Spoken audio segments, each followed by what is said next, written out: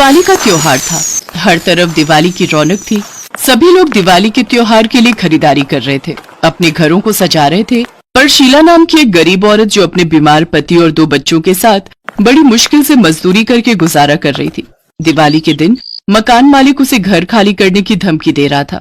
देख शीला, आज धनतेरस है, मैं तेरे से किराया लेकर ही जाऊंगा। हाँ, तूने पिछले 4 महीने से मेरा किराया नहीं दिया। अभी के अभी मेरा किराया दे, नहीं तो मैं अपने लड़कों से कहकर तेरा सारा सामान बाहर फेंकवा दूंगा और तुझे और तेरे परिवार को घर से धक्के मार कर निकाल दूंगा। बोल दे रही है या नहीं?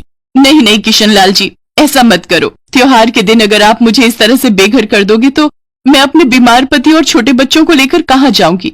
बस दिवाली के त्योहार तक की मोहलत दे दो, उसके बाद कोई ना कोई काम मिल जाएगा तो मैं थोड़े पैसे दे दूंगी। दया करो किशन लाल जी, बस थोड़े दिन और दे दो। चल ठीक है, बस दिवाली की रात तक का टाइम दे रहा हूँ। दिवाली के अगले दिन मेरा किराया मेरे हाथ पर रख देना। जा रहा हूँ भी। मकान मालिक 2 दिन की धमकी देकर चला जाता है। शीला बहुत परेशान हो जाती है। उधर उसके पति की तबीयत बहुत खराब थी। 2 साल पहले तक शीला का पति बिल्कुल ठीक था, पर अचानक एक दिन मजदूरी का काम करते हुए उसके हाथ पैर सुन्न हो गए और उसका चलना फिरना एकदम से बंद हो गया।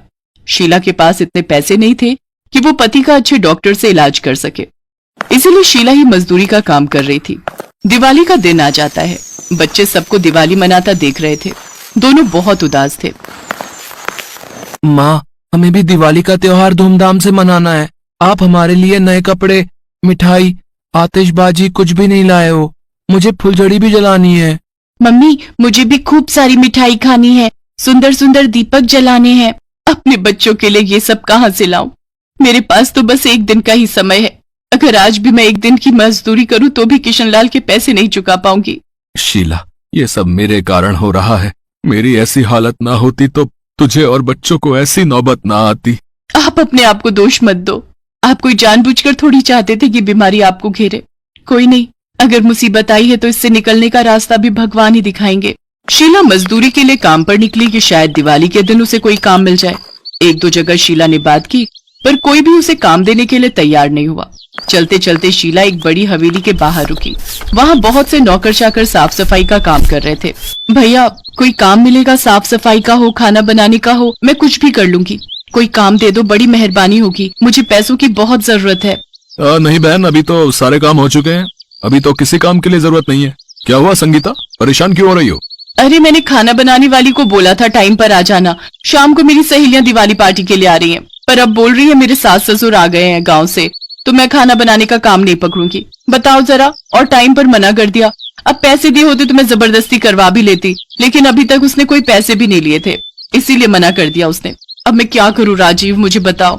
मुझे तो कुछ समझ ही नहीं आ रहा है। दिवाली पर सब बिजी है, कोई भी तैयार नहीं आने को। अब 1 सेकंड बहन, तुम काम के लिए बोल रही थी ना? तुम इतने लोगों का खाना बना लोगी? चाहो तो मैं तुम्हें इसके अच्छे पैसे दे दूंगा। हाँ, मैं बना लूंगी भैया, आपकी बहुत मेहरबानी होगी अगर आप ये काम मुझे दे दो। संगीता ये बोल रही है बना देंगी, तुम इनसे ही बनवा लो। नहीं राजीव, इनसे नहीं। बात सुनो, इधर आओ। इसका हुलिया तो देखो, कितनी फटी सी साड़ी पहन रखी है, कैसी गरीब सी है। मैं नहीं बनवाऊंगी इससे खाना। मैं अभी किसी अच्छे शेफ को बुक कर लेती हूँ। रहने दो, मैं अपने आप कर लूंगी। कोई बात नहीं बहन जी, आप रहने दीजिए, कोई काम नहीं है। शीला की आंखों में आंसू थे। उसे पूरा दिन कोई काम नहीं मिला। वो रोती हुई घर लौट आती है। शाम के समय हर कोई दिवाली का त्योहार मना रहा था, पर शीला के बच्चों की आंखों में आंसू थे। सब लोग अपना अपना त्योहार मनाकर घर के अंदर जाकर सो गए, पर बिट्टू और पिंकी अपने घर की चौखट पर बैठे हुए रो रहे थे। उन्होंने दिवाली के त्योहार का कोई भी आनंद नहीं लिया था। रात में गणेश लक्ष्मी दिवाली के त्योहार की रौनक देखने के लिए धरती पर भ्रमण कर रहे थे। तभी उनकी नजर अपनी चौखट पर बैठे बिट्टू और पिंकी पर पड़ी। माता, हर जगह दिवाली की रौनक है, पर दिवाली की रात ये छोटे बच्चे इतने उदास हैं।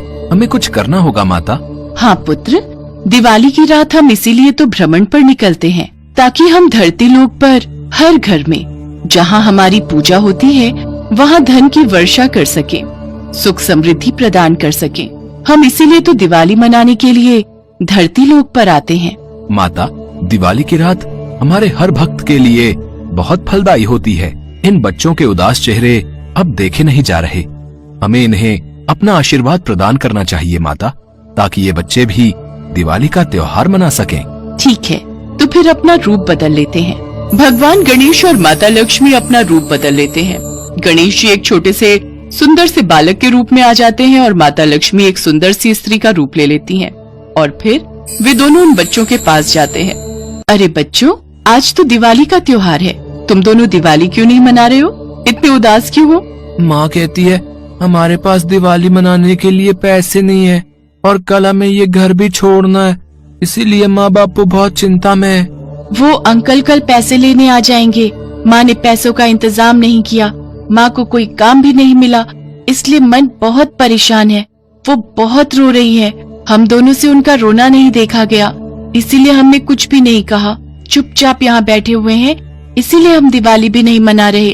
अरे हमारे होते हुए तुम दिवाली न मनाओ, ऐसा कैसे हो सकता है? तुम दिवाली जरूर मनाओगे। चलो अब सब मिलकर दिवाली मनाते हैं। ठीक है, आप हमारे घर में चलो, हम आपको अपने माँ बापू से मिलवाते हैं। बच्चे भगवान गणेश और माता लक्ष्मी को लेकर घर के भीतर जाते हैं। माता लक्ष्मी और भगवान गणेश देखते हैं कि शीला का पति बिस्तर पर लेटा है और शीला मंदिर में हाथ जोड़कर लक्ष्मी गणेश से प्रार्थना कर रही है।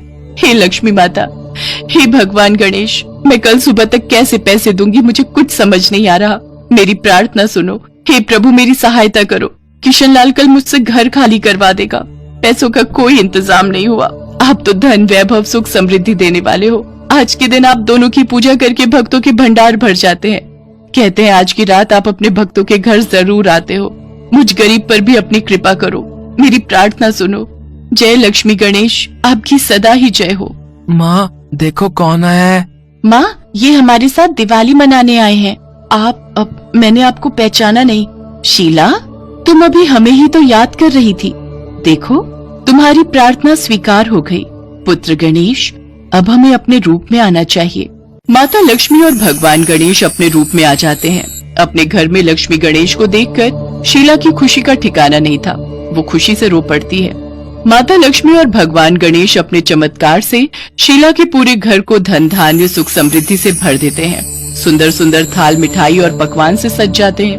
पूरा घर दीपावली के दियों से जगमगा रहा था। शीला का पति जो बहुत समय से बीमार था, उस पर भी भगवान गणेश और माता लक्ष्मी कृपा करते हैं और उसकी तबीयत एकदम ठीक हो जाती है। ढेर सारे सुंदर सुंदर कपड़े थाल में सजे हुए थे। लक्ष्मी गणेश ने शीला के घर को धन, दौलत और सुख, समृद्धि से भर दिया।